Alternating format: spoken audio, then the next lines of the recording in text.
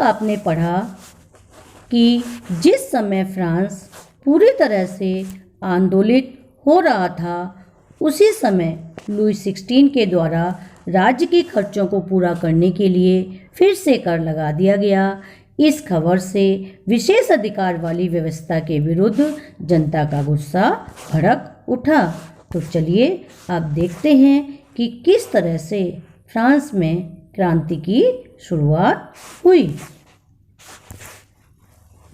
प्राचीन राजतंत्र के तहत फ्रांसीसी सम्राट अपनी मर्जी से कर नहीं लगा सकता था, इसलिए उसने 5 मई 1789 को एस्टेट्स जनरल, जो एक राजनीतिक संस्था थी, उसकी बैठक बुलाई।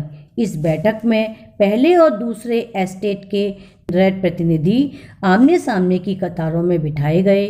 तीसरे एस्टेट का प्रतिनिधित्व समृद्ध एवं शिक्षित वर्ग कर रहा था, जो 40,000 पत्रों के माध्यम से शिकायतों और मांगों की सूची अपने साथ लाए थे।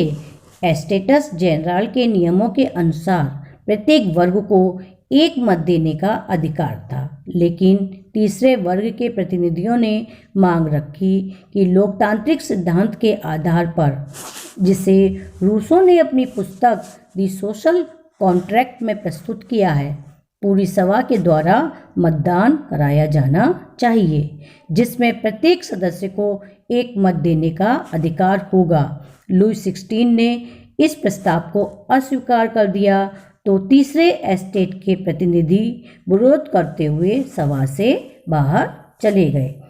तीसरे एस्टेट के प्रतिनिधि, जो खुद को फ्रांसीसी राष्ट्र का प्रवक्ता मानते थे, 20 जून को वर्साई के इंडोर टेनिस कोर्ट में जमा हुए और उन्होंने अपने आप को नेशनल असेंबली घोषित कर दिया और यह शपथ ली कि जब तक सम्राट की शक्तियों को कम करने वाला संविधान नहीं बनेगा, तब तक असेंबली को भंग नहीं करेंगे।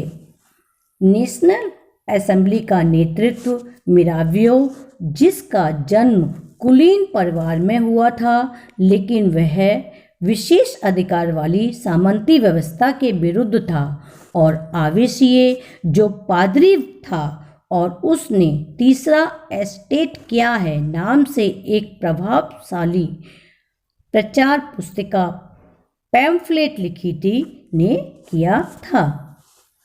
जिस वक्त नेशनल असेंबली संविधान का प्रारूप तैयार कर रही थी, उसी समय पावरोटी की बढ़ती कीमतों के कारण जमाखोरी के खिलाफ गुस्साई औरतों ने दुकानों पर धावा बोल दिया और देहात इलाकों में लठैतों और लुटेरों के गिरोह द्वारा अपनी फसलों के खराब करने के विरोध में किसानों ने ग्रामीण किलों पर आक्रमण कर दिया, अन्न के भंडारों को लूट लिया और लगान संबंधी दस्तावेजों को जला दिया।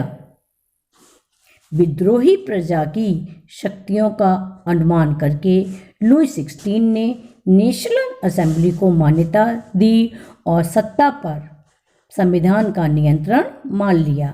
इस तरह 4 अगस्त 1789 की रात को नेशनल असेंबली ने करों, कर्तव्यों और बंधनों वाली सामंती व्यवस्था को खत्म कर दिया।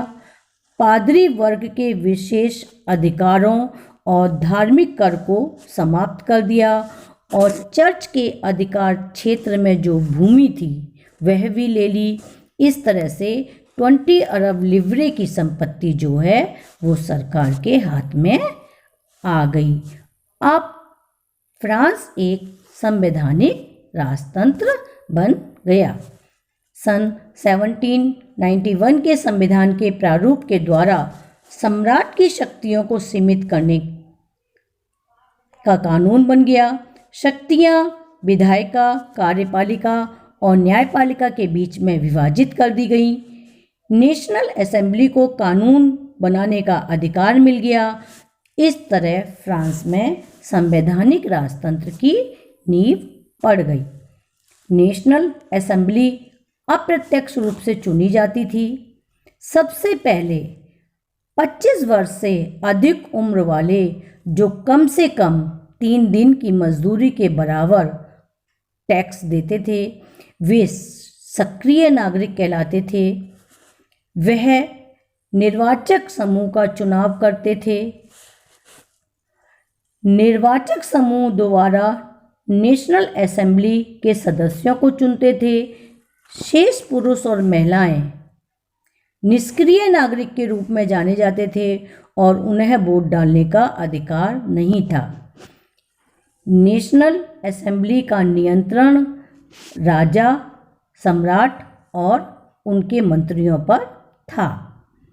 न्यायपालिका के न्यायाधीश का चयन सक्रिय नागरिक वोट डालकर करते थे। इस तरह से न्यायपालिका सम्राट और उसके मंत्रिमंडल के नियंत्रण क्षेत्र से बाहर थी।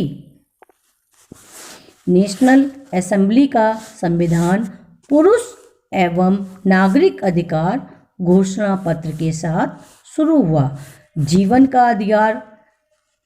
अधिकार, अभिव्यक्ति की स्वतंत्रता का अधिकार और कानूनी बराबरी के अधिकार को नैसर्गिक और अहरणीय अधिकार माना गया, अर्थात प्रत्येक व्यक्ति को जन्म से अधिकार मिलेंगे और इनको कोई छीन नहीं सकता, बल्कि राज्य प्रत्येक व्यक्ति के इन अधिकारों की रक्षा करेगा।